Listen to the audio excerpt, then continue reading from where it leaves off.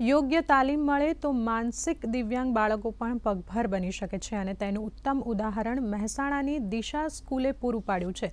દિશા સ્કૂલના માનસિક દિવ્યાંગ બાળકોએ અત્યાર સુધીમાં રાષ્ટ્રીય તેમજ આંતરરાષ્ટ્રીય સ્તરે વિવિધ ગેમ્સમાં 13 જેટલા એવોર્ડ મેળવ્યા છે।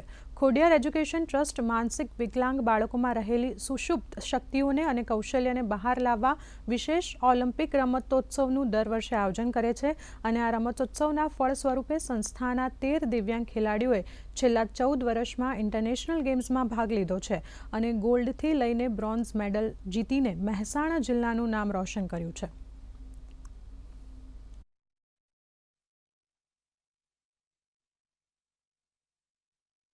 દિવ્યાંગજનો અને એમાં ખાસ કરીને માનસિક દિવ્યાંગજનો માટે એમના શિક્ષણ તાલીમ અને પુનઃસ્થાપન માટે કામ કરી રહ્યા છે।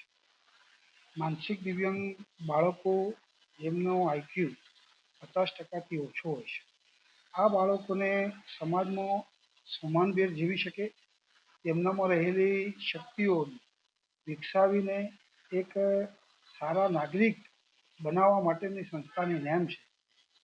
સંસ્થાના પ્રયત્નોથી આ બાળકોને તાલીમ આપીને અને સ્પોર્ટ લેવલે એમને જિલ્લા કક્ષાએ, રાજ્ય કક્ષાએ, નેશનલ કક્ષાએ અને 13 જેટલા બાળકો ઇન્ટરનેશનલ કક્ષાએ જઈ અને ગૌરવ, જિલ્લાનું ગૌરવ અપાવ્યું છે, રાજ્યનું ગૌરવ અપાવ્યું છે।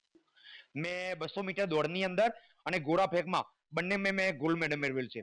સ્પેશિયલ ખેલ મહાકુંભની અંદર જિલ્લા કક્ષાએમાં 200 મીટર દોડની અંદર 22+ ની એજમાં મેં પહેલો નંબર મેળવ્યો છે અને ગોળા ફેંકમાં પણ પહેલો નંબર મેળવ્યો છે।